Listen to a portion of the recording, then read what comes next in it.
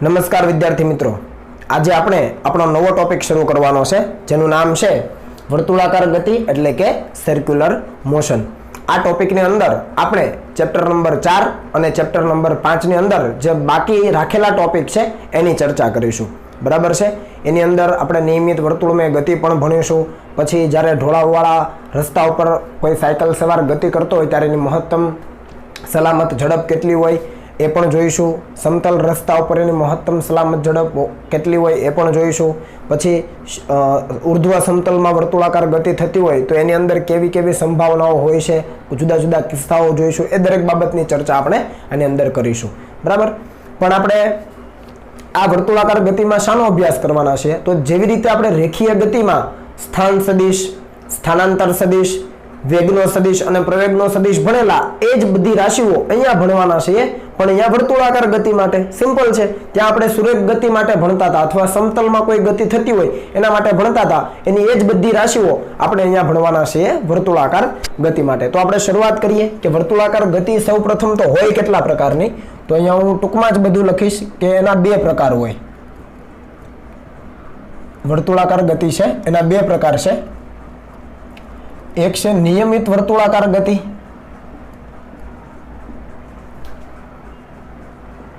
બરાબર. આ નિયમિત વર્તુળાકાર ગતિમાં શું હોય તો કે કણની ઝડપ સમય સાથે કેવી હોય? અચળ હોય. કણ વર્તુળ માર્ગે જ ગતિ કરતો હોય, વર્તુળાકાર માર્ગે જ, પણ કણની ઝડપ છે એ સમય સાથે અચળ હોય. તો એવી જે ગતિ છે એને કહેવામાં આવે છે નિયમિત વર્તુળાકાર ગતિ. અને બીજા પ્રકારની ગતિ છે અનિયમિત વર્તુળાકાર ગતિ. કેવી ગતિ? અનિયમિત વર્તુળાકાર ગતિ. અનિયમિત વર્તુળાકાર ગતિમાં શું હોય તો કે કણની ઝડપ છે એ કણની ઝડપની દિશા અથવા કણની ઝડપ એ સમય સાથે બદલાતી હોય એવું પણ તમે કહી શકો. તો એવી ગતિને કહેવામાં આવે છે અનિયમિત વર્તુળાકાર ગતિ. નિયમિત વર્તુળાકાર ગતિમાં શું હોય? ઝડપ છે સમય સાથે અચળ હોય, એનું મૂલ્ય બદલાય નહીં. પણ અનિયમિત વર્તુળાકાર ગતિની જ્યારે વાત કરીએ ત્યારે કણની ઝડપ છે એ સમય સાથે બદલાતી હોય છે. હવે આ ઝડપ એટલે તમને ખબર છે વેગનું મૂલ્ય. બરાબર છે.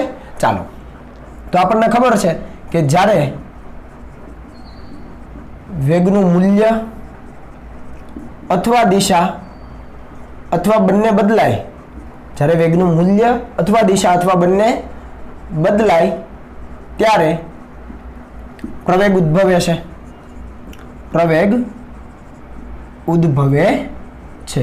તો હું તમને એક સિમ્પલ અહીંયા આકૃતિ દોરીને સમજાવું કે આ કોઈ વર્તુળાકાર માર્ગ છે. હવે આના ઉપર ધારો લો કે આ વર્તુળાકાર માર્ગ છે એની ત્રિજ્યા છે સ્મોલ r. તો આ માર્ગ ઉપર તમે વિચારો કોઈ પણ બિંદુ પાસે ધારો લો કે કણ આ રીતે વિષમઘડી દિશામાં ફરી રહ્યો છે. તો આ માર્ગ ઉપર કોઈ પણ બિંદુ પાસે વેગની દિશા ક્યાં હોય તો કે સ્પર્શકની દિશામાં. તમે જુઓ વેગની દિશા ક્યાં હોય? સ્પર્શકની દિશામાં. પછી નિયમિત વર્તુળાકાર ગતિ હોય કે અનિયમિત વર્તુળાકાર ગતિ, વેગની દિશા દરેક વખતે ક્યાં મળવાની તમને? તમે જોઈ લો સ્પર્શકની દિશામાં જ મળવાની. એટલે વેગની દિશા તો બદલાવાની જ છે. તમે ગમે તેમ કરો, દિશા બદલાય એટલે પ્રવેગ તો ઉદ્ભવવાનો જ છે. એટલે આની અંદર પ્રવેગ કઈ રીતે શોધી શકાય એની પણ આપણે ડિટેલમાં ચર્ચા કરીશું. બરાબર. પણ એ બધું સમજીએ એ પહેલા નિયમિત વર્તુળાકાર ગતિ સાથે સંકળાયેલી અમુક રાશિઓ જોઈ લઈએ. તો આપણે એની ચર્ચા કરીએ. વર્તુળાકાર ગતિ સાથે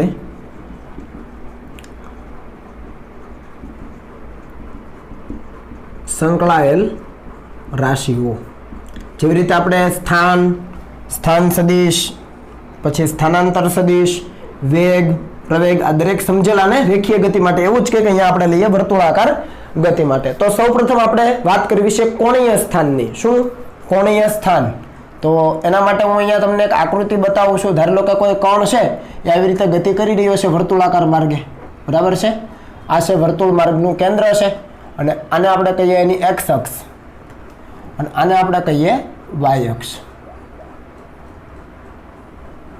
બરાબર છે. તો આ એક્સ અક્ષ છે અને આ છે કણની મતલબ કે એની જે ગતિ થાય છે એની વાય અક્ષ.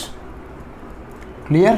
અને કણ છે એ વર્તુળ માર્ગે આ રીતે ગતિ કરી રહ્યો છે. તો ધારી લો કે કોઈ કણ અહીંયા છે P પાસે, અને આપણે કહીએ ઉગમ બિંદુ O. તો કણનું કોણીય સ્થાન, પેલું છે કોણીય સ્થાન. કોણીય સ્થાનને આપણે થીટા તરીકે દર્શાવીશું. શાના તરીકે દર્શાવીશું? થીટા તરીકે. ત્યાં આપણે સ્થાનને આર સદિશ તરીકે દર્શાવતા હતા, બરાબર છે. અહીંયા કોણીય સ્થાનને આપણે થીટા તરીકે દર્શાવીશું. તો આ સ્થાન નક્કી કઈ રીતે થાય? તો ધારી લો કે કોઈ કણ છે અહીંયા P બિંદુ પાસે પડેલો છે, તો એના માટે બે વસ્તુ જોઈએ. એક જોઈએ ઉગમ બિંદુ અને બીજું જોઈએ સંદર્ભ અક્ષ. શું જોઈએ?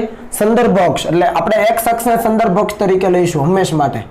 મોટા ભાગે આપણે છે, હંમેશ માટે તો નહીં, પણ મોટા ભાગે આપણે સંદર્ભ અક્ષ તરીકે x અક્ષને લઈએ અને ઉગમ બિંદુ O છે. તો આ O ની સાપેક્ષે આ P બિંદુનો જે સ્થાન સદિશ છે r સદિશ, એને આ સંદર્ભ અક્ષ સાથે બનાવેલો જે ખૂણો છે થીટા, એને કહેવાય એનું કોણીય સ્થાન. સમજ પડી? શું આ જે P બિંદુ છે એનું આ ઉગમ બિંદુની સાપેક્ષે અને આ જે સંદર્ભ રેખા છે એની સાથે બનતો ખૂણો છે એને કહેવામાં આવે છે એનું કોણીય સ્થાન. એટલે અહીંયા લખું કે બિંદુ P નું ઉગમ બિંદુ O ની સાપેક્ષે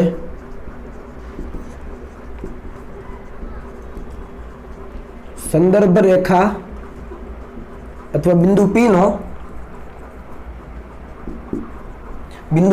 ઉગમ બિંદુ O ની સાપેક્ષે, ઉગમ બિંદુ O છે એની સાપેક્ષે સંદર્ભ રેખા સાથેનો ખૂણો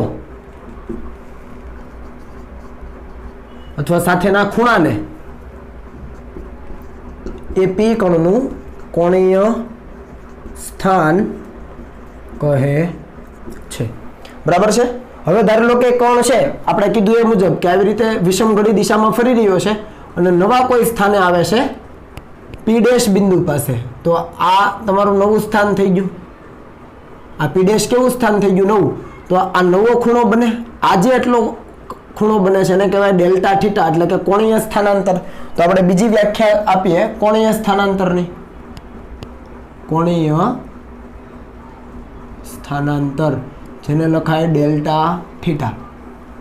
ખરેખર જો જોવા જઈએ તો સંદર્ભ બિંદુની સાપેક્ષે આ થીટા છે, અથવા એને θ1 આપણે કહી શકીએ. તો બીજો શું થાય? θ2 થાય. બરાબર છે. તો એ રીતે પણ તમે સમજી શકો. ધારી લો કે આ બીજો નવો ખૂણો કંઈ લઈએ છીએ સંદર્ભ બિંદુની સંદર્ભ રેખાની સાપેક્ષે, એને આપણે કહી દઈએ θ'. સમજ પડી? P બિંદુનો જે ખૂણો છે સંદર્ભ રેખાની સાથે એને થીટા કહીએ, અને P' બિંદુનો જે ખૂણો છે આખો ખૂણો આ સંદર્ભ રેખાની સાપેક્ષે આખો ખૂણો એને θ' કહીએ. તો કોણીય સ્થાનાંતર શું થાય? તો કે કણના કોણીય સ્થાનમાં સમય સાથે થતા ફેરફારને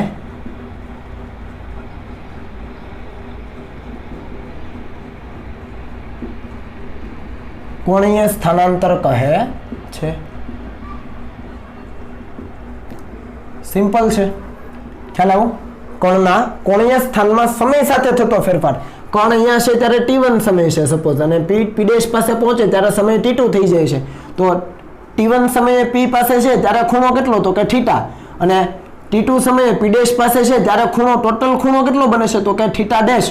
તો θ' માઇનસ થીટા કેટલો થાય? Delta theta. તો અહીં આપણે લખી શકીએ કે ડેલ્ટા થીટા બરાબર θ' માઇનસ થીટા, અથવા આપણે એવું કહી શકીએ અંતિમ કોણીય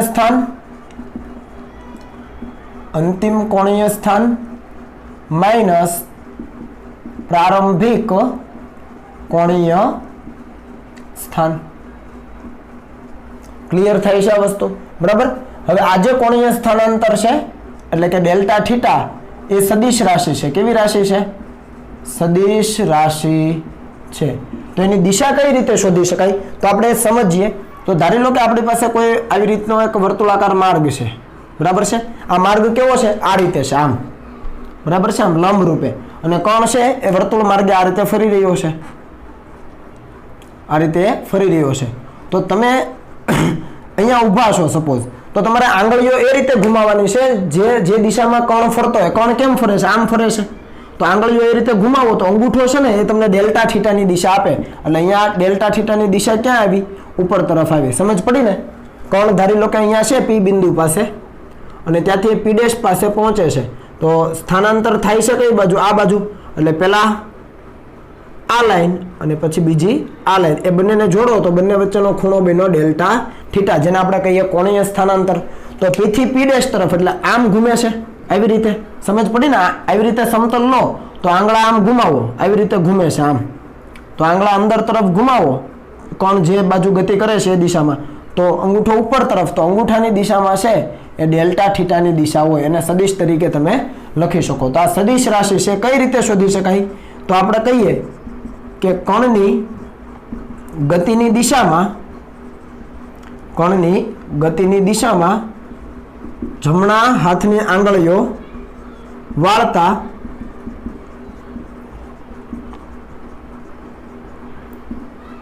અંગૂઠો જે દિશામાં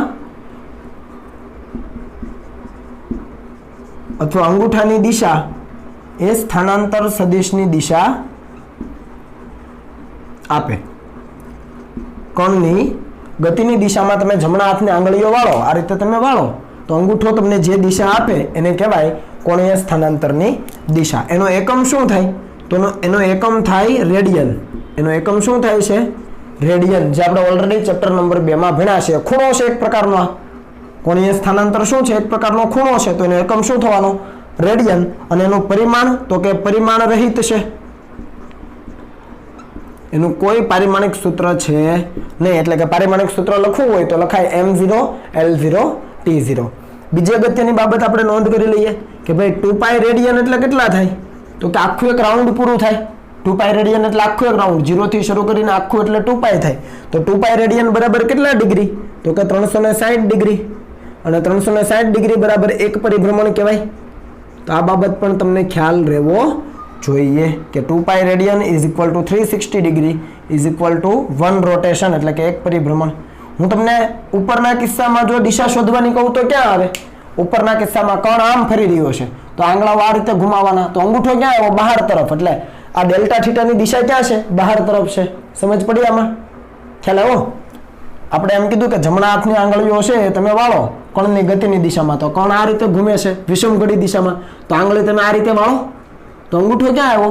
બહાર તરફ. તો અંગૂઠાની દિશા ડેલ્ટા થીટાની દિશા દર્શાવે. તો આ કિસ્સામાં ડેલ્ટા થીટાની દિશા ક્યાં હોય? લંબ રૂપે બહાર તરફ. સમજ પડી ને? એટલે તમારે એ વસ્તુને ખાસ ધ્યાનમાં રાખવાની છે. તો આ વાત હતી કોણીય સ્થાનની. કોણીય સ્થાનનો જે ફેરફાર છે એને કહેવામાં આવે છે કોણીય સ્થાનાંતર. જેવી રીતે આપણે રેખીય સ્થાન અને રેખીય સ્થાનાંતર લેતા હતા, હવે એકવાર આપણી પાસે કોણીય સ્થાનાંતર આવી ગયું છે, એના માટેના જુદા જુદા સમય પણ જાણીએ છીએ, એટલે સમયગાળો પણ છે, તો કોણીય વેગ પણ શોધી શકાય. બરાબર? તો એ ચર્ચા કરીએ એ પહેલા તમે આને કોપી કરી લો.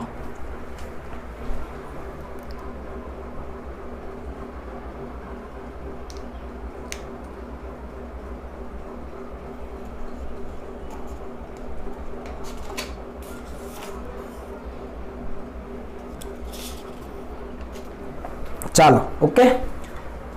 એક નાનકડો એવો તમને અહીંયા દાખલો આપી દઉં કે ધારી લો કે એક્ઝામ્પલ તરીકે હું તમને એમ કહું કે ભાઈ આપેલો કોઈ કણ છે ને કોણીય સ્થાન દર્શાવો, તો એ કઈ રીતે દર્શાવવાનું એ પણ આપણે જોઈએ. તો એ પહેલા હું તમને કહી દઉં કે આપણું જે આ વર્તુળ છે એની અંદર જો આપણે વિષમઘડી દિશામાં ચાલીએ, આ સંદર્ભ રેખા કીધી x અક્ષ, ત્યાંથી વિષમઘડી દિશામાં ચાલીએ આમ, તો ખૂણો આપણે ધન લઈશું, અને સમઘડી દિશામાં ચાલીએ તો ખૂણો આપણે ઋણ લઈશું. તો અહીંયા એ પણ લખી દઉં કે વિષમઘડી દિશા હોય તો વિષમઘડી દિશામાં થીટા કેવો લેવાનો? પોઝિટિવ. તમે આ રીતે ઘૂમો છો આમ તો ખૂણો કેવો લેવાનો? પોઝિટિવ. ઓલરેડી આપણે એવું જ કરીએ છીએ. બરાબર? અને જો તમે સમઘડી દિશામાં ઘૂમો તો સમઘડી દિશામાં ખૂણો કેવો લેવાનો છે?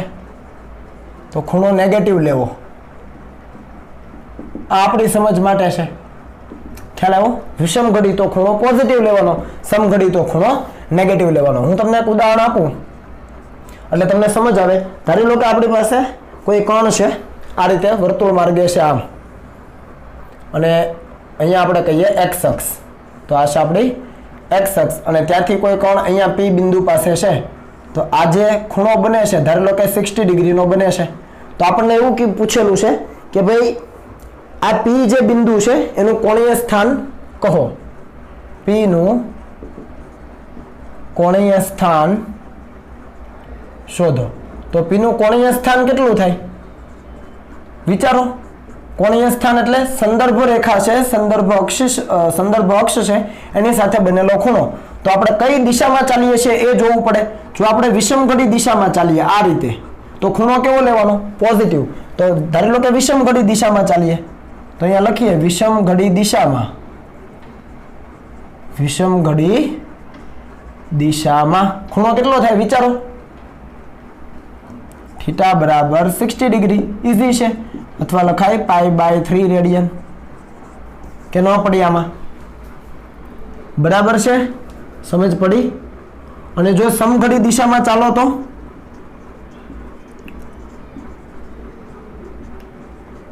સમઘડી દિશામાં ચાલો તો આ ખૂણો લેવો પડે આટલો. તો કેટલો થાય વિચારો?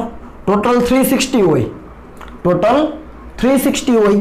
તો ટોટલ 360 હોય એટલે કે 2π હોય. બરાબર છે. એમાંથી કેટલું બાદ કરી દેવાનું? π/3 બાદ કરી દેવાનું. પણ તમે ઓલરેડી સમઘડી દિશામાં છો. જો સમઘડી દિશા છે ઘડિયાળના કાંટાની દિશામાં, તો આપણે કેવો લેવો પડે ખૂણો? નેગેટિવ લેવો પડે. આ બાબત સમજ આવે છે? જો વિષમઘડી લ્યોશો તો અહીંયાથી સીધો ખૂણો પોઝિટિવ લઈ લેવાનો, એમાં કંઈ ઇશ્યુ જ નથી. 60 ડિગ્રી એટલે π/3 રેડિયન. આ જવાબ ખોટો નથી. બરાબર છે. પણ જો સમઘડી ચાલો છો તો ખૂણો કેવો લેવો પડે? નેગેટિવ. સમજ પડી? તો તમે ખૂણો નેગેટિવ લ્યો એટલે કેટલો થવાનો? તો અહીંયાથી આમ ચાલો છો એટલે અહીંયા 90, અહીંયા 180, અહીંયા 270 એ રીતે સમજ પડે ને? તો આખો ખૂણો તમે જો ઊંધા ચાલો તો 2π થાય. તો આખો ખૂણો 2π, એમાંથી હું કેટલો ઓછો ચાલ્યો તો કે આ 60 એટલે π/3 બાદ કરી દો. 2π આખો છે એમાંથી આ 60 બાદ કરી દો એટલે અહીંયા અટકી જાય. પણ સમઘડી છે તો આગળ નેગેટિવ લેવું પડે. તો આ જવાબ થઈ ગયો આ 6 એટલે -5π/3.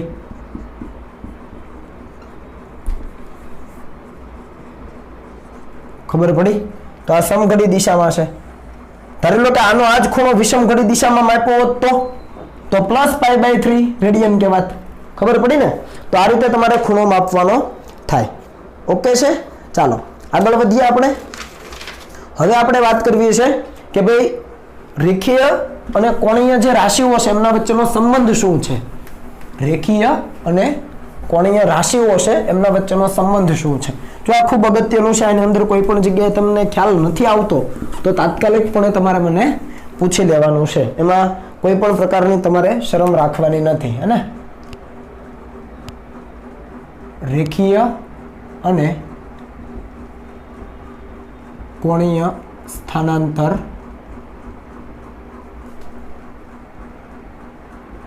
વચ્ચેનો સંબંધ હું બધું એક સાથે અહીંયા તમને કરાવીશ કમ્પ્લીટ. બરાબર? તો અહીંયા જોઈએ કે ધારી લો કે કોઈ આપણી પાસે વર્તુળ માર્ગ છે. સપોઝ આ રીતે કોઈ કણનો આ રીતે વર્તુળ માર્ગ છે અને કણ આ રીતે ફરી રહ્યો છે વિષમઘડી દિશામાં. બરાબર છે? ક્લિયર? તો અહીંયા કોઈ પણ બિંદુ પાસે આવો. સપોઝ કે અહીંયા આવી ગયા આપણે, આ એનું કેન્દ્ર છે અને આ એની ત્રિજ્યાને આપણે કહી દે r. તો આ ત્રિજ્યા r જ હોય. બરાબર છે? તો આ ત્રિજ્યા r છે અને એ P બિંદુ પાસેથી સપોઝ એ P બિંદુ પાસેથી એ કણ ગતિ કરીને P' બિંદુ પાસે પહોંચે છે. તો આ સૂક્ષ્મ ખૂણો કેટલો બનવાનો અહીંયા?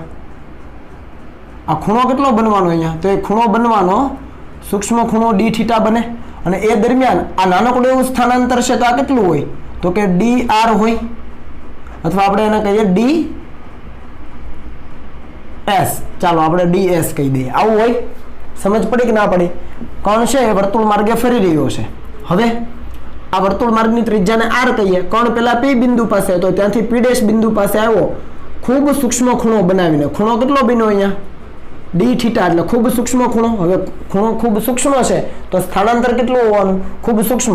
તો આ ds સદિશ છે સ્થાનાંતર દર્શાવે ક્યાંથી ક્યાં? P થી P' તરફ.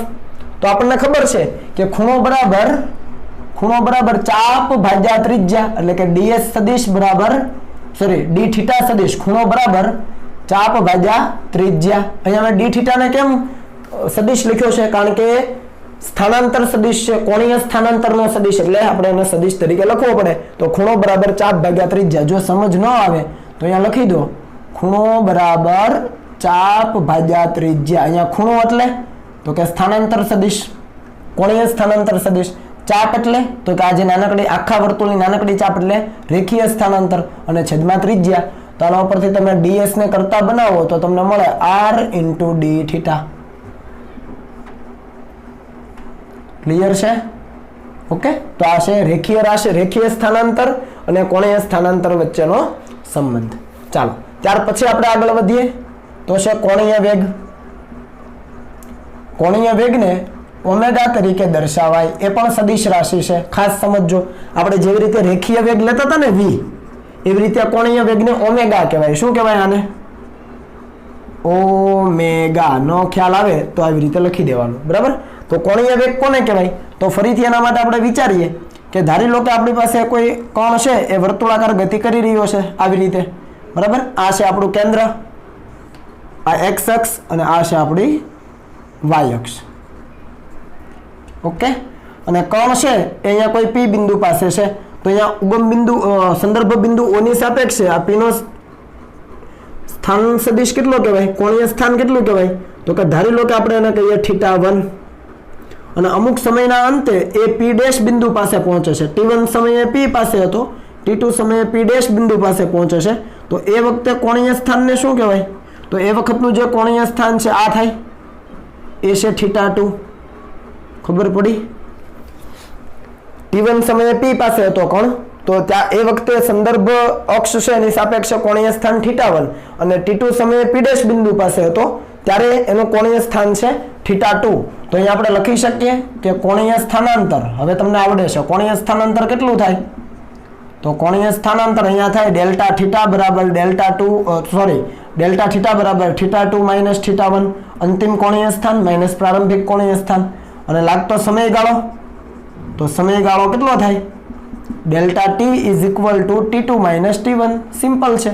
તો તમારી પાસે સ્થાનાંતર છે અને સમયગાળો છે, સ્થાનાંતરના છેદમાં સમયગાળો કરો એટલે તમને વેગ મળે. પણ અહીંયા કયું સ્થાનાંતર છે? કોણીય સ્થાનાંતર. તો વેગ કયો મળશે?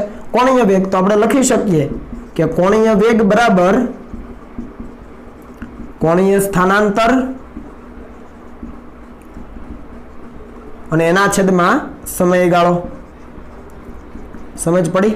ચાલો, હવે કોણીય વેગને આપણે ઓમેગા તરીકે લખીએ તો કોણીય સ્થાનાંતર થાય ડેલ્ટા થીટા અને છેદમાં ડેલ્ટા ટી. આ કયો છે? તો કે સરેરાશ કોણીય વેગ છે. કયો વેગ છે આ? સરેરાશ કોણીય વેગ. આને ભૂલવાનું નથી. એટલે આને તમે જો લખો ને તો તમારે આ રીતે લખવું પડે, અથવા તમે આવી રીતે લખી શકો ઓમેગા એવરેજ. તો આ છે તમારો સરેરાશ કોણીય વેગ. આની દિશા ક્યાં હોય? કોણીય વેગની દિશા. તો કે જે દિશામાં કોણીય સ્થાનાંતર હોય એની જ દિશામાં કોણીય વેગ હોય. તો આપણે લખીએ કે ઓમેગા એટલે કે કોણીય વેગ સદિશ રાશિ છે. કોણીય વેગ કેવી રાશિ છે? સદિશ રાશિ છે. તેની દિશા કોણીય સ્થાનાંતરની દિશામાં હોય. કોણીય સ્થાનાંતરની દિશામાં હોય છે. ક્યાંથી ખબર પડી? તો કે અહીંયાથી ખબર પડી. ડેલ્ટા ટી તો કેવો છે? અદિશ છે. તો આ સદિશ હોય, આ સદિશ હોય તો આ સદિશ જ હોય, અથવા આ સદિશ હોય તો આ સદિશ જ હોય. આની દિશા ક્યાં હોય? ડેલ્ટા થીટાની દિશામાં. તો તમે આવું પણ લખી શકો કે ઓમેગા સદિશ is equal to delta theta સદિશ અપોન ડેલ્ટા ટી. ખ્યાલ આવે છે? સદિશ તરીકે જો તમારે લખવું હોય સદિશ સ્વરૂપમાં તો તમે લખી શકો. બરાબર? ચાલો, આટલું કોપી કરો, પછી આપણે આગળ જઈએ.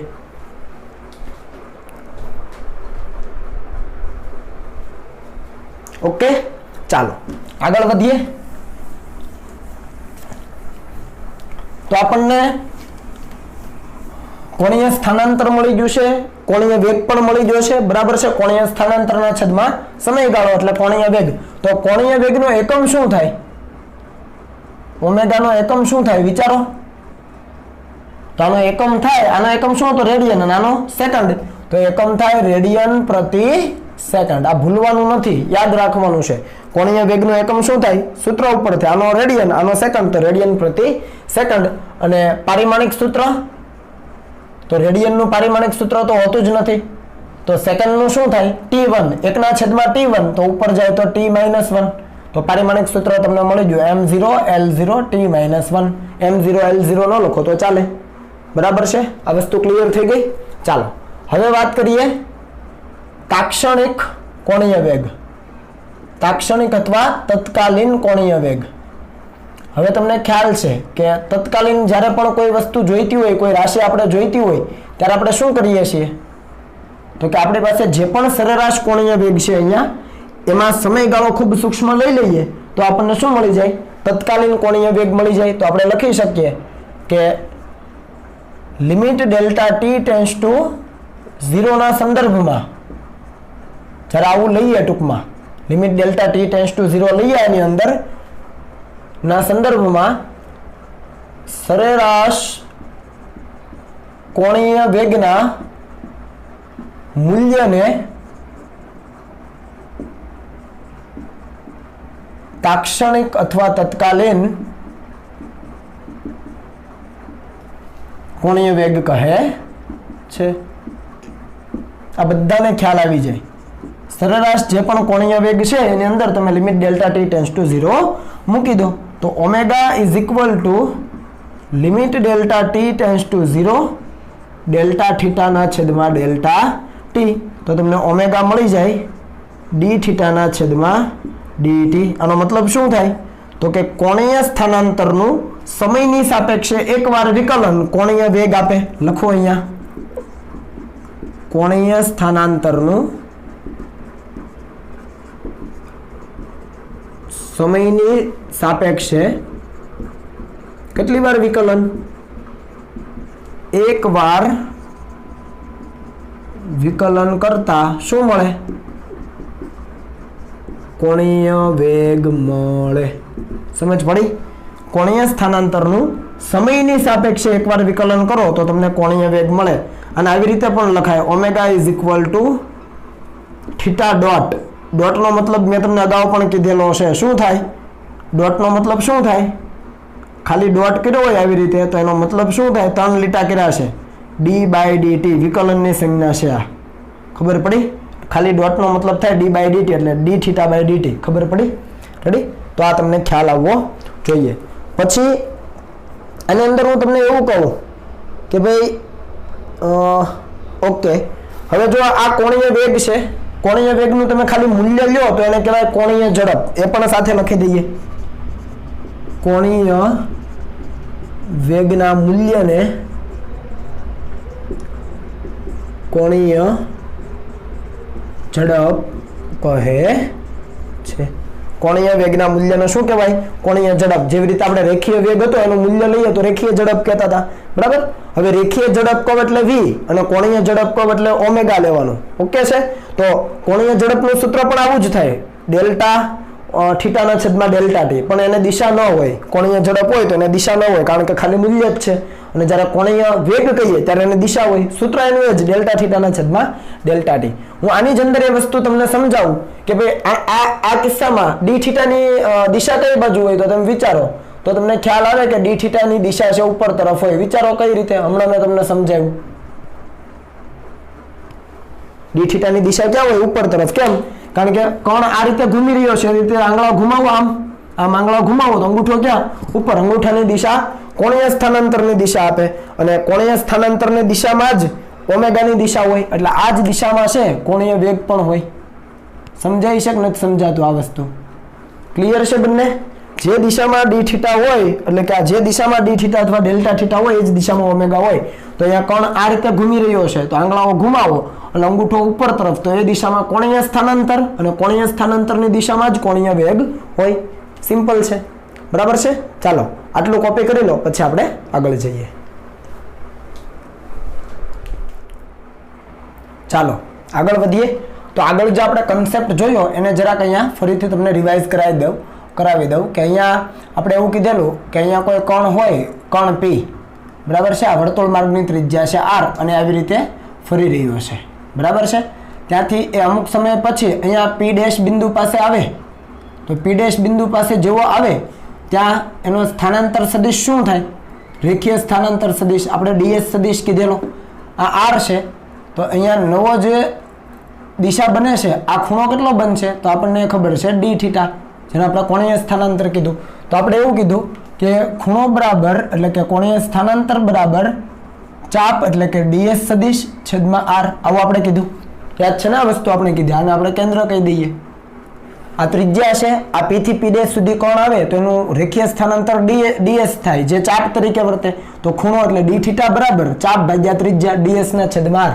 તો અહીંયા લખી શકાય ds is equal to d theta cross r, વ્યવસ્થિત રીતે જોજો, ds is equal to d theta cross r. આ આર શું છે તો કે સ્થાન સદિશ છે, તો આ બંનેનો ક્રોસ ગુણાકાર છે, કોણીય સ્થાનાંતરનો સદિશ અને જે કોણનો સ્થાન સદિશ. સમજો, કોણીય સ્થાનાંતર સદિશ અને કોણનો સ્થાન સદિશ એ બંનેનો ક્રોસ ગુણાકાર એટલે રેખીય સ્થાનાંતરનો સદિશ મળે. અહીંયાથી તમે જુઓ ડી થીટા ક્રોસ આર ની દિશામાં આંગળીઓ ઘુમાવો, ડી થીટા ક્રોસ આર ની દિશામાં, તો ડી થીટા કઈ બાજુ છે તો ડી થીટા આપણને ખબર પડે આ રીતે ઘુમાવો એટલે ઉપર તરફ મળે, તો આ ડી થીટા ની દિશા છે. આ કઈ દિશા છે? ડી થીટા ની દિશા. તો ડી થીટા ની દિશાથી આર ની દિશામાં ઘુમાવો તો ડી થીટા થી આર તરફ, ડી થીટા આ બાજુ, આર આ બાજુ. વ્યવસ્થિત ચેક કરો, ડી થીટા થી આર તરફ ઘુમાવો, અંગૂઠો ક્યાં આવ્યો? બહાર તરફ, તો આ સ્થાનાંતર સદિશ બહાર તરફ જ હોય. ખબર પડી ને?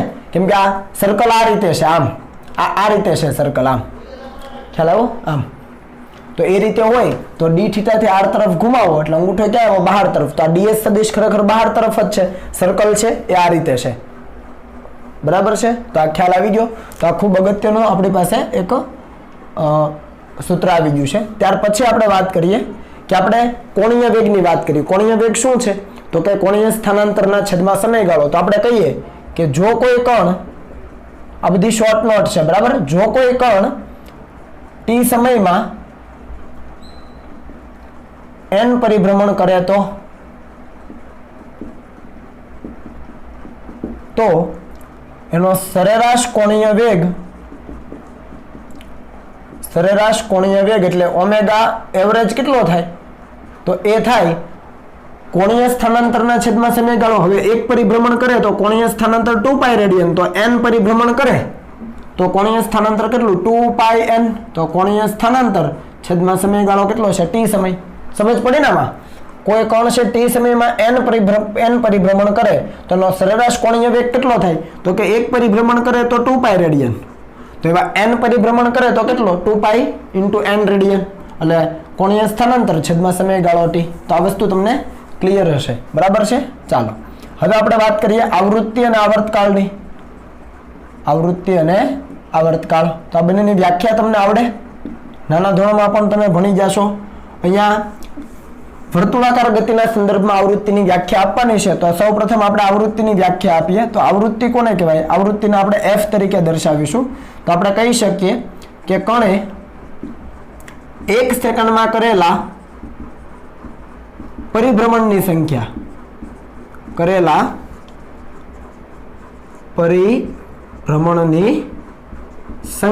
એને કહેવામાં આવે છે એની આવૃત્તિ. જો કણે 1 સેકન્ડમાં કરેલા દોલનો એને પણ આવૃત્તિ કહેવાય, પણ અહીંયા દોલનો નથી થતા, અહીંયા વર્તુળાકાર ગતિ થાય છે એટલે પરિભ્રમણ થતા હોય, એટલે કણે 1 સેકન્ડમાં કરેલા પરિભ્રમણની સંખ્યાને કહેવાય એની આવૃત્તિ. અને આપણે જો આવર્તકાળની વાત કરીએ તો આવર્તકાળ કોને કહેવાય? તો આવર્તકાળને લખાય capital T, time period is equal two, આ વ્યાખ્યા કંઈક આવી છે કે કણને એક પરિભ્રમણ પૂર્ણ કરવા લાગતો સમય. પરિભ્રમણ પૂર્ણ કરવા લાગતો સમય એટલે આવર્તકાળ. આ બંને વસ્તુ વ્યવસ્થિત સમજજો. કણે 1 સેકન્ડમાં કરેલા પરિભ્રમણની સંખ્યા છે, આ 1 સેકન્ડમાં કરેલા પરિભ્રમણની સંખ્યા એ છે આવૃત્તિ, અને આવર્તકાળ એટલે કણને એક પરિભ્રમણ પૂર્ણ કરવા માટે લાગતો સમય. બરાબર? તો આવૃત્તિ અને આવર્તકાળ વચ્ચેનો સંબંધ શું થાય તો કે f is equal two 1/t, એટલે કે આવર્તકાળનો વ્યસ્ત એટલે આવૃત્તિ. આવર્તકાળનો વ્યસ્ત એટલે શું? આવૃત્તિ. આવૃત્તિનો એકમ શું થાય તો કે આવર્તકાળનો સેકન્ડ થાય, તો આવૃત્તિનો સેકન્ડ ઇન્વર્સ થાય. તો આપણે લખી શકીએ કે આવૃત્તિનો એકમ સેકન્ડ ઇન્વર્સ, કેમ કે આનો સેકન્ડ, તો આવૃત્તિનો થાય સેકન્ડ ઇન્વર્સ, અથવા બીજો એકમ કયો છે? Yes, hertz. બરાબર? તો આપણે હવે આ બંને વચ્ચેનો સંબંધ આપણને ખબર છે, તો એના ઉપરથી આપણે કોણીય વેગ જોઈએ. તો આપણને ખબર છે કે કોણીય વેગ એટલે શું? તો તાત્કાલિક કોણીય વેગ એટલે તો કે dθ/dt. આના ઉપરથી dθ ને કરતા બનાવો તો શું થાય? ઓમેગા × dt થાય. બરાબર છે? તો આપણે લખી શકીએ કે જો ઓમેગા અચળ હોય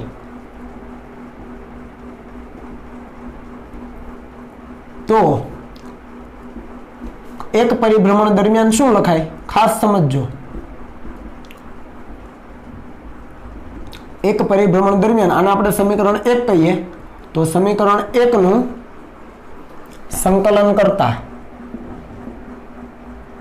ચાલો કોણીય વેગ કેવો કીધો આપણે અચળ કીધો છે તો અચળ હોય તો એને બહાર કાઢી શકીએ તો અહીંયા સંકલન થયું d થીટા = બહાર અને અહીંયા થયું dt બંને બાજુ સંકલન કર્યું સમજ પડી ઓમેગા બરાબર d થીટા બાય dt હતું એમાંથી d થીટા એટલે ઓમેગા * dt તો સંકલન કરીએ ઓમેગા જો અચળ હોય તો અહીંયા એક પરિભ્રમણ દરમિયાન કીધું એટલે સમય કેટલો 0 થી માંડીને કેપિટલ T કારણ કે એક પરિભ્રમણ પૂર્ણ કરવા લાગતો સમય કેટલો કણને એક પરિભ્રમણ પૂર્ણ કરવા લાગતો સમય આવર્તકાળ કેપિટલ T જેટલો તો 0 થી T તો આ થીટા કેટલો હોય તો શરૂઆતમાં 0 હોય ને એક પરિભ્રમણ પૂર્ણ કરે એટલે કેટલો ખૂણો કપાય સ્થાનાંતર કેટલું થઈ જાય 2π થઈ જાય આખું એક રાઉન્ડ પૂરું કરે તો સ્થાનાંતર 2π થાય ને તો આનો આપણે કિંમત મેળવીએ તો આ થાય d થીટા નું થાય થીટા 2π થી 0 થી 2π કેમ આવું કારણ કે કંઈ ના હોય તો થીટાની 0 હોય થીટાની 0 ઘાતમાં 1 નો વધારો એટલે થીટાની 0 હતી ઘાતમાં 1 નો વધારો વધેલી ઘાત છેદમાં તો થીટાની 1 ઘાત એટલે થીટા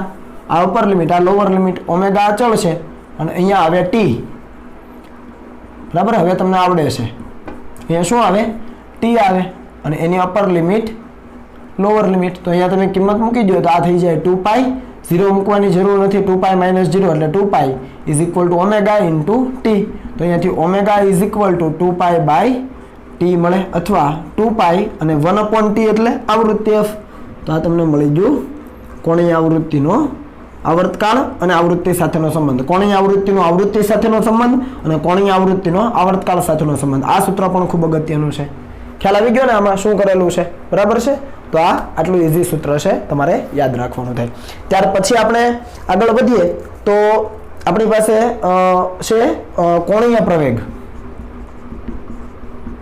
કોણીય પ્રવેગ જેવી રીતે આપણે રેખીય પ્રવેગ એ કહેતા હતા એવી રીતે કોણીય પ્રવેગને કહેવાય આલ્ફા શું કહેવાય આલ્ફા તો કોણીય પ્રવેગ એટલે શું તો આપણે ધારી લઈએ કે કોઈ કણ છે એ કણનો t1 સમયે કોણીય વેગ ઓમેગા છે ઓમેગા 1 છે અને t2 સમયે કોણીય વેગ આપણે કહી દઈએ ઓમેગા 2 તમે વ્યવસ્થિત રીતે લખજો ધારો કે કણનો t1 સમયે કોણીય વેગ ઓમેગા 1 અને t2 સમયે કોણીય વેગ ઓમેગા 2 છે તો સરેરાશ કોણીય પ્રવેગ શું થશે જેને આપણે આલ્ફા કહી શકીએ આવી રીતે લખવો પડે ને સરેરાશને તો એ થશે ડેલ્ટા ઓમેગાના છેદમાં ડેલ્ટા t સમજ પડી સરેરાશ કોણીય પ્રવેગ t1 સમયે કોણીય વેગ ઓમેગા 1 t2 સમયે કોણીય વેગ ઓમેગા 2 તો સરેરાશ કોણીય પ્રવેગ કેટલો થાય તો કે કોણીય વેગના છેદમાં સમયગાળો કોણીય વેગનો ફેરફાર એના છેદમાં સમયગાળો કોણીય વેગના છેદમાં સમય નહીં પણ કોણીય વેગના ફેરફાર એના છેદમાં સમયગાળો કોણીય વેગનો ફેરફાર એટલે ડેલ્ટા ઓમેગા છેદમાં ડેલ્ટા t તો આ થઈ ગયો કોણીય પ્રવેગ ચાલો આટલું લખો પછી આપણે આગળ જઈએ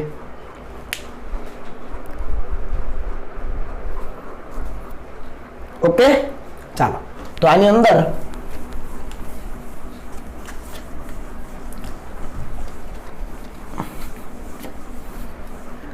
તમે જુઓ ડેલ્ટા ઓમેગા એટલે અંતિમ કોણીય વેગ માઇનસ પ્રારંભિક કોણીય વેગ તો તમે અહીંયા લખી શકો કે આલ્ફા = ઓમેગા 2 - ઓમેગા 1 છેદમાં t2 - t1 તો આ થઈ ગયો સરેરાશ કોણીય પ્રવેગ પછી એવી જ રીતે તત્કાલીન કોણીય પ્રવેગ પણ આવે તો આપણે લખીએ તત્કાલીન કોણીય પ્રવેગ હવે તત્કાલીન કોણીય પ્રવેગ કોને કહેવાય તમને આવડે છે જેને ખાલી આલ્ફા તરીકે આપણે લખીએ તો આલ્ફા બરાબર લિમિટ ડેલ્ટા t → 0 ડેલ્ટા ઓમેગાના છેદમાં ડેલ્ટા t એટલે આને તમે લખી શકો d ઓમેગાના છેદમાં dt સમજ પડી રેડી અને આને શું કહેવાય તો કે કોણીય વેગ એટલે ઓમેગાનું સમયની સાપેક્ષે એકવાર વિકલન એટલે કોણીય પ્રવેગ બરાબર છે પરંતુ આપણે ઓમેગાને શું લખીએ છીએ d θ/dt લખીએ છીએ આપણને ખબર છે તો ઓમેગાને આપણે d θ/dt લખીએ તો અહીંયા શું લખાય આલ્ફા બરાબર d/dt તો હતું જ અહીંયા ઓમેગાની જગ્યાએ ડી થીટા બાય ડીટી લખો તો શું આવે? તો આવે d square theta by dt square. તો આનો મતલબ શું થયો? કોણીય સ્થાનાંતર છે એનું સમયની સાપેક્ષે 2 વાર વિકલન. તો અહીંયા લખીએ કોણીય સ્થાનાંતરનું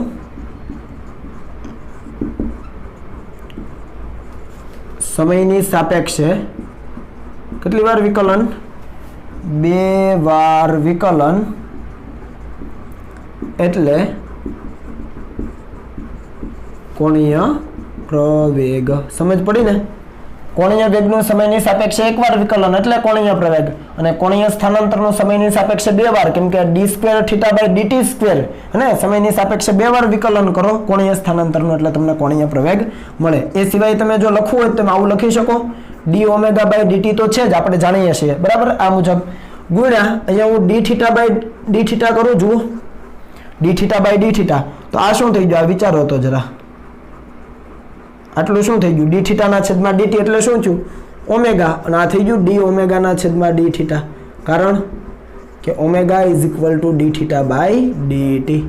આ સૂત્ર પણ તમે જાણો છો, ખ્યાલ આવે છે ને? આમાં આલ્ફા બરાબર ડી ઓમેગા બાય ડીટી છે. હવે ડી થીટા વડે ઉપર નીચે ગુણું તો ડી થીટાના છેદમાં ડીટી એટલે ઓમેગા બરાબર, અને d omega by d theta. તો આલ્ફાનું આ સૂત્ર પણ તમારે યાદ રાખવાનું થાય. જો તમે અહીંયા સદિશ મૂકો તો અહીંયા પણ સદિશ મૂકવો પડે, આપણને એ બાબત ખબર છે.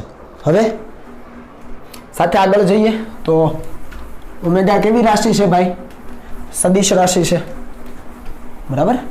ઓમેગા સદિશ રાશિ છે. જોઈએ ચાલો, સોરી આલ્ફા. આલ્ફા એટલે કે કોણીય પ્રવેગ. કોણીય પ્રવેગ આલ્ફા કેવી રાશિ છે? સદિશ રાશિ છે. તેની દિશા ક્યાં હોય? તો કે એની દિશા છે એ આ જે કોણીય વેગનો ફેરફાર છે એની દિશામાં હોય. તેની દિશા કોણીય વેગના ફેરફારની દિશામાં હોય છે. સમજ પડે? એટલે જો સદિશ સ્વરૂપે લખવું હોય તો આલ્ફા સદિશ is equal to D omega સદિશ બાય ડીટી આવું લખવું પડે. ઓકે, તો આની દિશાની વાત થઈ ગઈ. એના એકમની આપણે વાત કરી દઈએ તો એકમ શું આવશે? તો આલ્ફાનો એકમ જુઓ, ઓમેગાનો શું આવે? રેડિયન પ્રતિ સેકન્ડ, અને હજુ છેદમાં સેકન્ડ તો હવે રેડિયન પ્રતિ સેકન્ડ સ્ક્વેર. સમજ પડી ને? આનો રેડિયન પ્રતિ સેકન્ડ અને આનો સેકન્ડ, તો છેદમાં સેકન્ડનો સ્ક્વેર તો રેડિયન પ્રતિ સેકન્ડ સ્ક્વેર. અને પારિમાણિક સૂત્ર જો જોઈતું હોય તો રેડિયનનું પારિમાણિક સૂત્ર ન આવે તો આનું શું આવે? T2 ઉપર જાય તો T-2. તો આ થઈ ગયું T-2. સમજ આવે છે? બરાબર છે. આગળ વધીએ ચાલો. હવે આપણે 2 નોટ કરવાની છે. તો ધારી લો કે કોઈ કણ છે એ આ રીતે ફરી રહ્યો છે, આવી રીતે વર્તુળાકાર માર્ગે.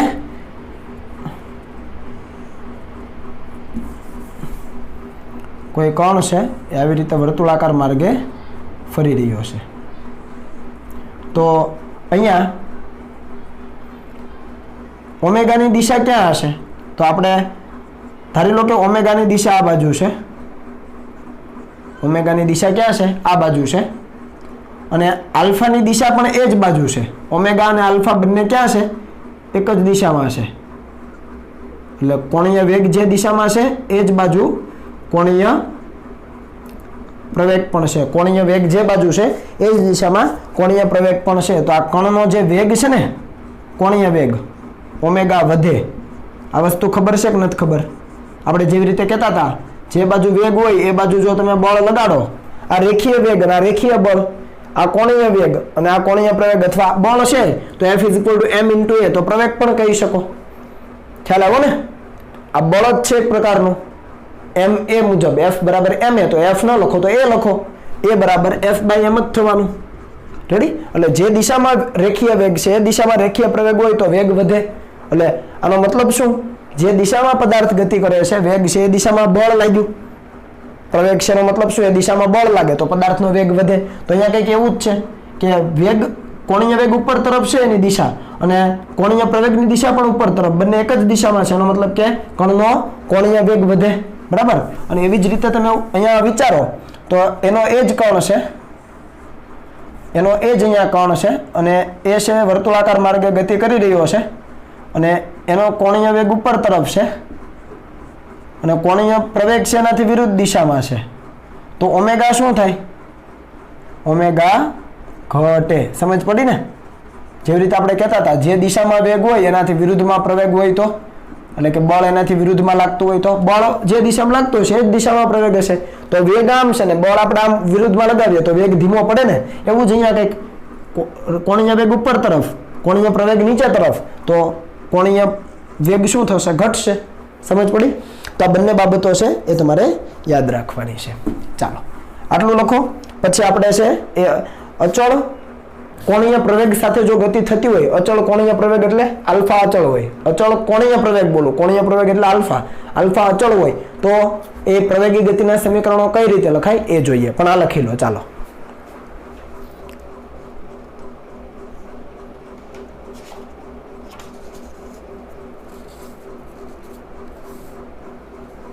ક્લિયર છે? ઓકે.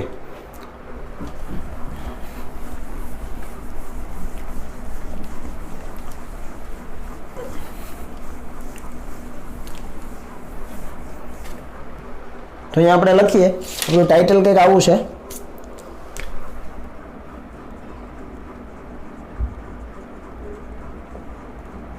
અચળ કોણીય પ્રવેગ માટે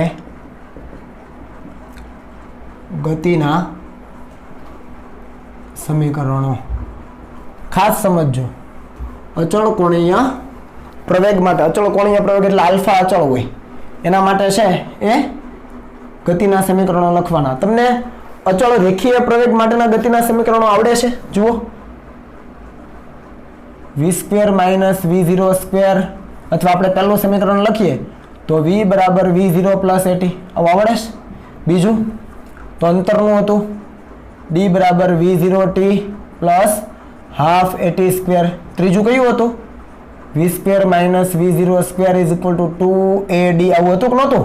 અને ચોથું કયું હતું? nમી સેકન્ડમાં કાપેલું અંતર v0 + a/2 2n - 1. આવું હતું કે નહીં? ખ્યાલ આવે છે? ચારે ચાર સમીકરણો આપણી પાસે હતા આવા રેખીય ગતિ માટેના. રેડી? એની અંદર v શું હતો? તો કે અંતિમ વેગ, આ પ્રારંભિક વેગ, આ અચળ પ્રવેગ, આ સમય.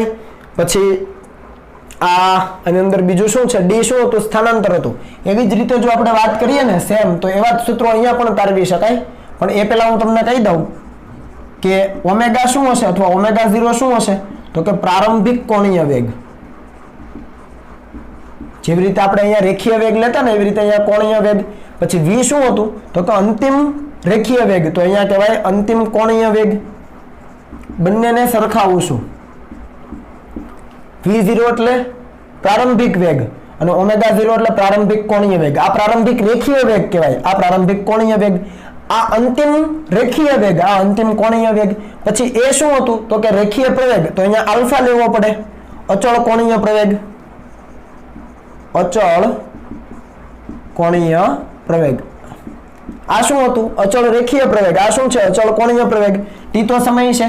અહીંયા d શું હતું? સ્થાનાંતર, રેખીય સ્થાનાંતર. અહીંયા થીટા શું આવે? કોણીય સ્થાનાંતર. સમજ પડી?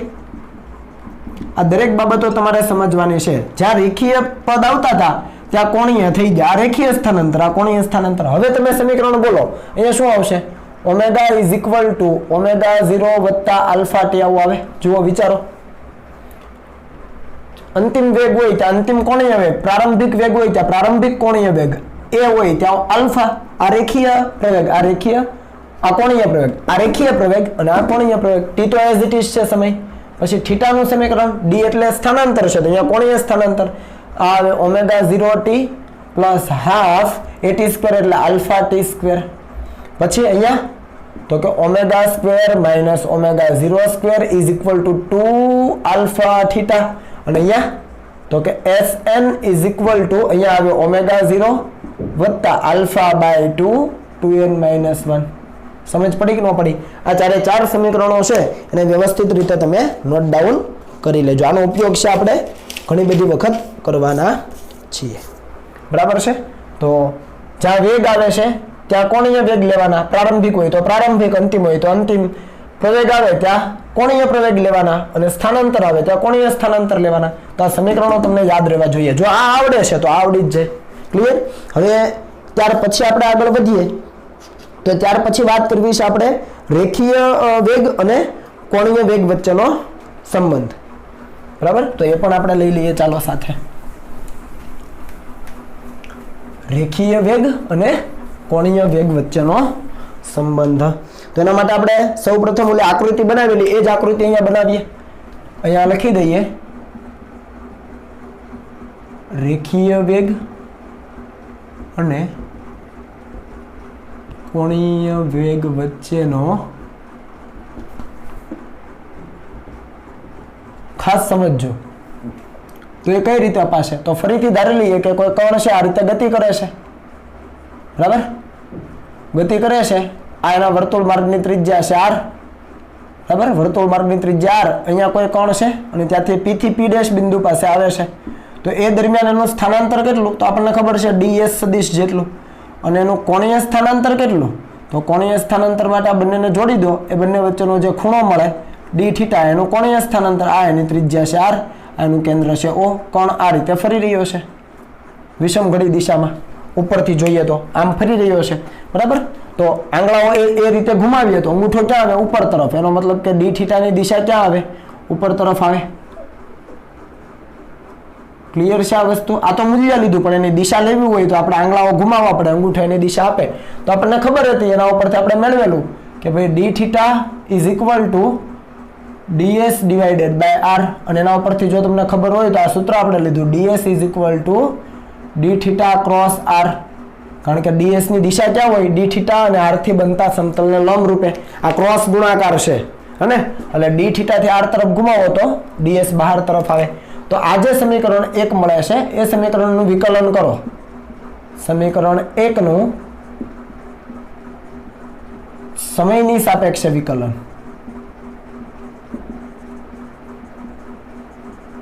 તો સમયની સાપેક્ષે વિકલન કરો તો શું આવે? ds by dt is equal to d theta by, અહીંયા dt આપી દઉં છું તો r એઝ ઇટ ઇઝ વે. જો આ ચોકડી ગુણાકારમાં ક્રમ નહીં બદલતા, ક્રમના નિયમનું પાલન નથી કરતો. બરાબર? એટલે અહીંયા ds બાય dt તો અહીંયા d થીટા બાય dt. કારણ કે r તો અચળ જ રહેશે. સમજ પડે ને? કણ વર્તુળ માર્ગે ફરે તો વર્તુળ માર્ગની ત્રિજ્યા તો અચળ જ રહેશે.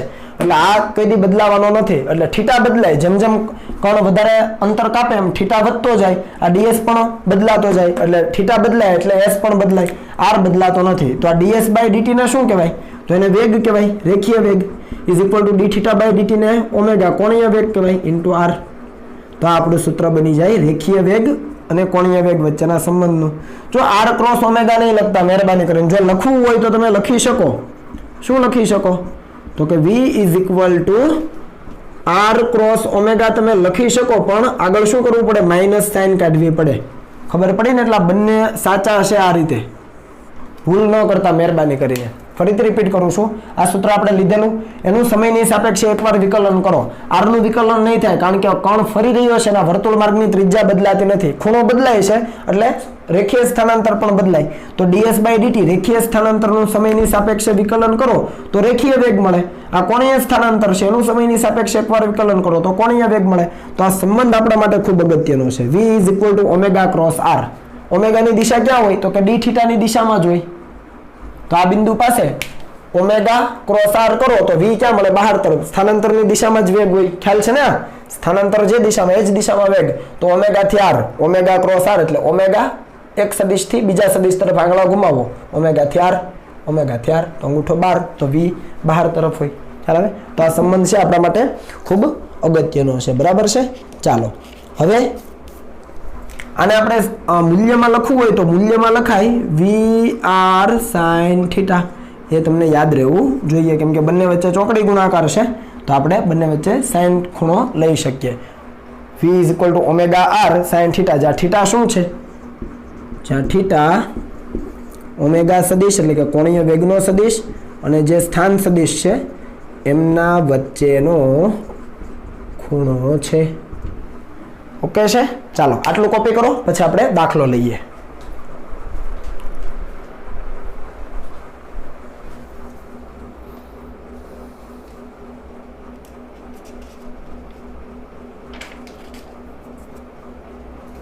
ઓકે, ચાલો.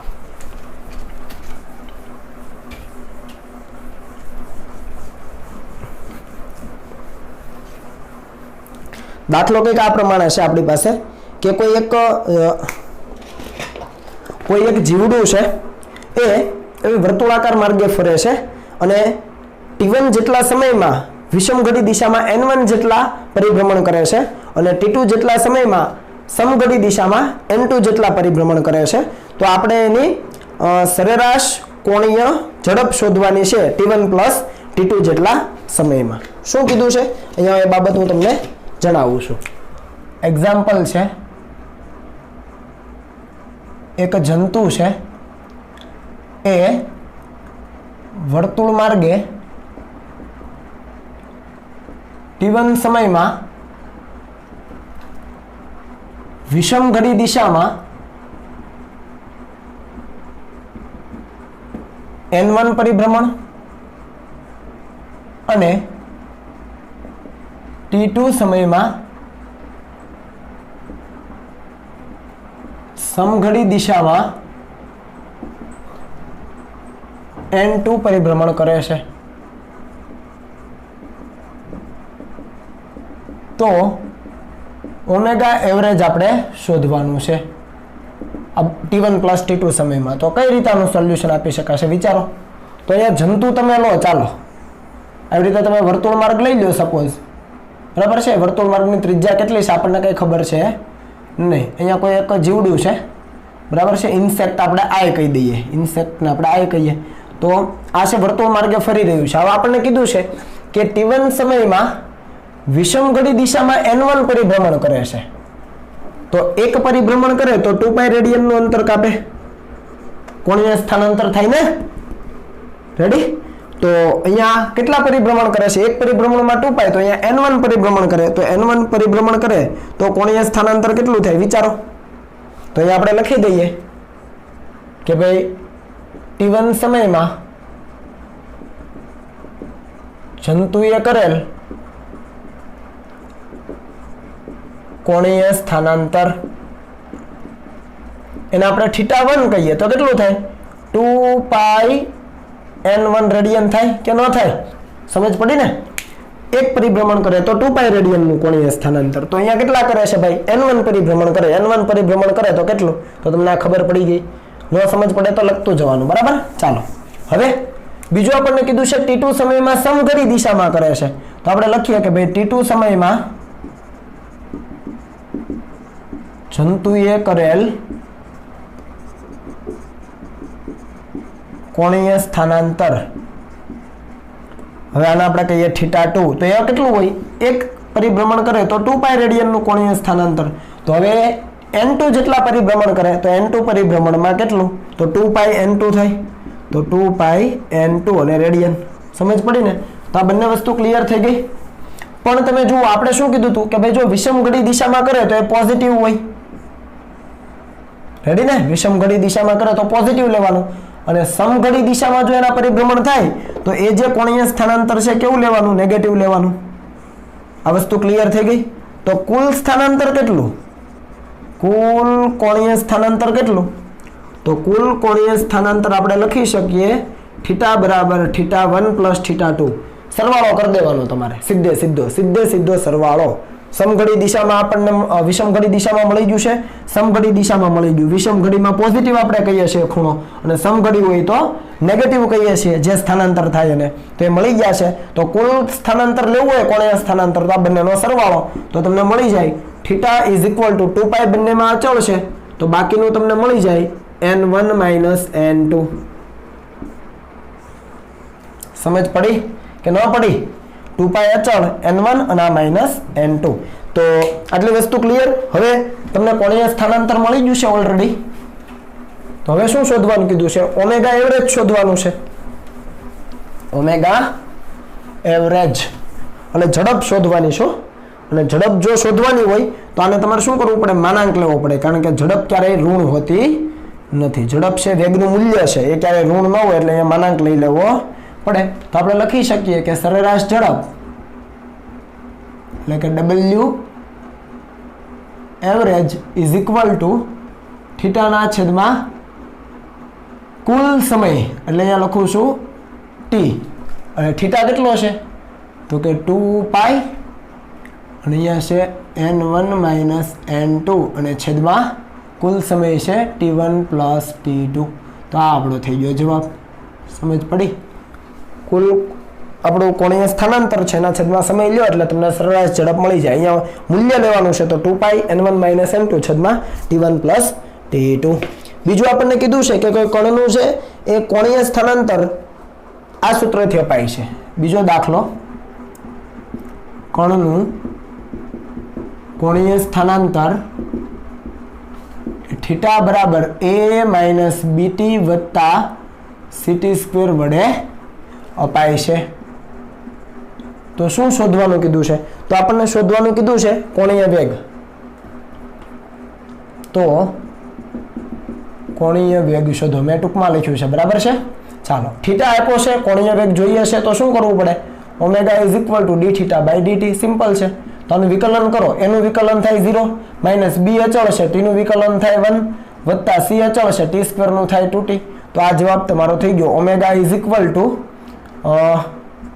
-b + 2ct આ આપણો જવાબ થાય સિમ્પલ છે જુઓ ખ્યાલ આવી ગયો ને કોણીય સ્થાનાંતર આપ્યું છે તમને અને કોણીય વેગ શોધવાનો કીધો તો આ સૂત્ર તમારે લગાવવું પડે સ્થાનાંતરનું સમયની સાપેક્ષે એકવાર વિકલન તો ઓમેગા મળી જાય કોણીય વેગ તો આનું થાય 1 અને આનું થાય 2t તો -b + 2ct ઓકે તો આ રીતે છે તમારે દાખલાઓ કમ્પ્લીટ કરવાના થાય હવે બાકીના દાખલાઓ છે આપણે નેક્સ્ટ લેક્ચરમાં જોઈશું અને બાકીની થિયરીઓ પણ પછી ભણીશું તો આજ પૂરતું આટલું જ હવે આને કોપી કરી લો અને જેટલું પણ આજે ચાલ્યું છે એને વ્યવસ્થિત રીતે તૈયાર કરવાનું છે અને એની અંદર કોઈ પણ જગ્યાએ સમજ ન પડી હોય તો તાત્કાલિક મને આજના દિવસમાં જ પૂછી લેવાનું છે ઓકે ચાલો